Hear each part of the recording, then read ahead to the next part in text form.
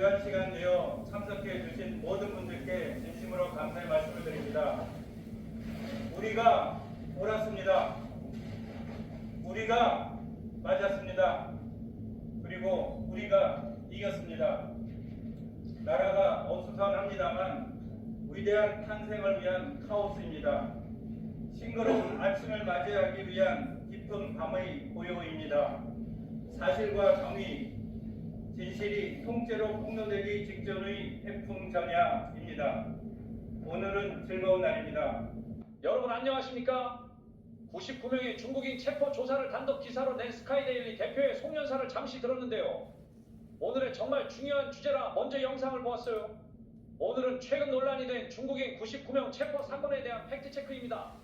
언제부터 추적했고 언제부터 알게 되었는지, 윤석열 대통령은 언제부터 이 계획을 세웠을지, 어디하고 협력하고 있었는지에 대하여 파헤쳐 보겠습니다. 오늘은 정말로 중요한 이야기를 다루게 될 텐데요. 바로 스카이데일리 조정진 대표의 송년사, 그리고 최근 논란이 된 중국인 99명 체포 사건에 대한 팩트체크입니다.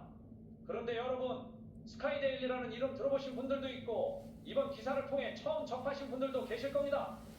오늘은 이 사건과 관련된 팩트, 그리고 조정진 대표의 발언과 그 의미를 하나씩 뜯어보겠습니다. 조정진 대표가 2024년 스카이데일리 송년회에서 한 발언이 화제가 되고 있습니다. 우리가 옳았습니다. 우리가 맞았습니다. 그리고 우리가 이겼습니다. 여러분, 이 말이 단순한 송년회의 덕담일까요? 아닙니다. 조정진 대표는 이 발언을 통해 그동안 자신들과 스카이데일리가 파헤쳐온 진실이 결국 밝혀질 것이고 그 결과가 승리로 이어질 것이라는 자신감을 보여준 겁니다. 특히 이런 말도 했죠. 나라가 어수선합니다. 위대한 탄생을 위한 카오스입니다. 싱그러운 아침을 맞이하기 위한 깊은 밤의 고요입니다. 사실과 정의, 진실이 통째로 폭로되기 직전의 태풍전야입니다. 여러분, 이 발언을 잘 보십시오. 단순한 표현이 아닙니다. 이 말은 당시 이미 스카이데일리가 중국인 스파이 체포 사건, 선거 개입 의혹 등과 관련된 구체적인 정보를 이미 확보하고 있었다는 점을 암시합니다. 여기서 스카이데일리와 조정진 대표가 왜 주목받는지를 짚어봐야겠죠. 조정진 대표, 단순한 언론인이 아닙니다. 27년 동안 국정원에서 근무하며 반대한민국 세력에 대한 정보를 다뤘던 사람입니다. 국정원 교수로 활동하며 반국가 세력에 관한 자료를 집필하기도 했죠.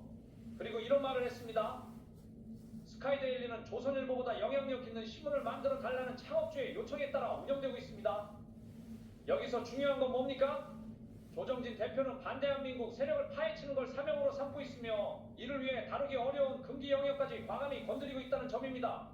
이 부분은 스카이데일리의 최근 보도를 보면 확실히 드러납니다. 이제 본격적으로 들어갑시다.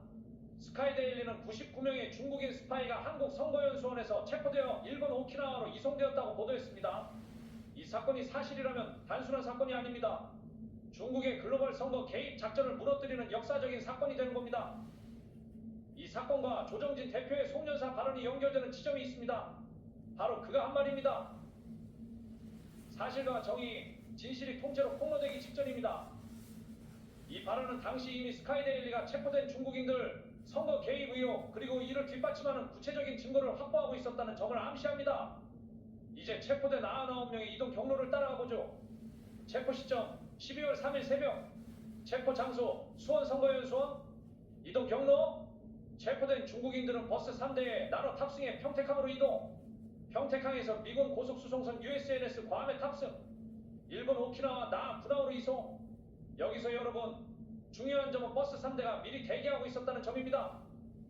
시사인 보도에 따르면 윤석열 대통령과 한국정보당국이 이미 연수원에 몇 명의 중국인이 있었는지 정확히 파악하고 있었다는 점을 시사합니다. 즉, 이 작전은 단순한 우연이 아니라 사전에 철저히 준비된 작전이라는 겁니다. 자, 또 하나의 질문. 왜 체포된 중국인들을 평택 캠프 험프리스가 아닌 일본 오키나와로 보냈는가? 이 부분도 팩트체크를 해봅시다.